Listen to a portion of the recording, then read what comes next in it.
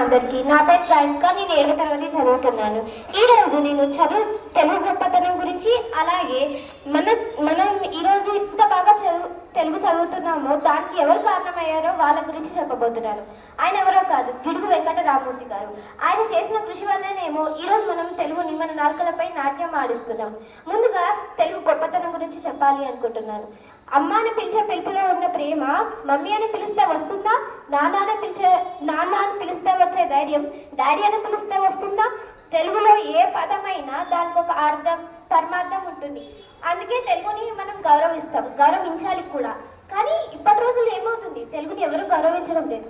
తెలుగు చదవడం కష్టం అనుకుంటున్నాం, కానీ తెలుగు అన్నిటికన్నా సులువైన సబ్జెక్ట్. దాన్ని గౌరవిస్తేనే మనం మన జీవితంలో ముందుకెళ్ళగలం.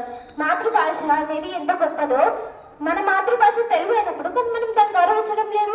వేరే దేశాలకు వెళ్ళినప్పటికీ కూడా మనం మన మాతృభాషను గౌరవించాలి.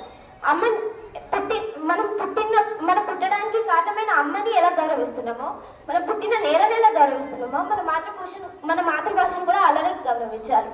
మరి ముందు కాలంలో చదువులు ఎలా ఉండేవి? తెలుగు చదువు చాలా కష్టంగా ఉండేది. మన వాడుక భాషలకి మార్చడానికి గిడుగు వెంకట రామమూర్తి గారు ఎంతో కృషి చేశారు. ఆయన కృషి చేయడం వల్లనే ఏమో ఈరోజు మన చదువు ఇంత సులభతరమైంది. సో దట్ ఆయన ఎప్పుడు గౌరవిస్తూనే ఉండాలి. ఆయన చేసిన కృషిని గుర్తు చేసుకుంటూ ఆయన పుట్టినరోజున, అంటే ఈ రోజున 29వ తేదీ ఆగస్టున ఆయన పుట్టినరోజు సందర్భంగా తెలుగు దినోత్సవాన్ని జరుపుకుంటున్నాం. ఆయన చేసిన కృషిని, ఆయన పాటు పడడం వల్ల ఈరోజు మన తెలుగు ఇంత సులభతరమైంది. అందుకే ఆయన గౌరవిస్తూ, ఆయన చేసిన కృషిని నెమరవేసుకుంటూ మనం ఆయనని ఈరోజు గౌరవించాలి. ధన్యవాదాలు.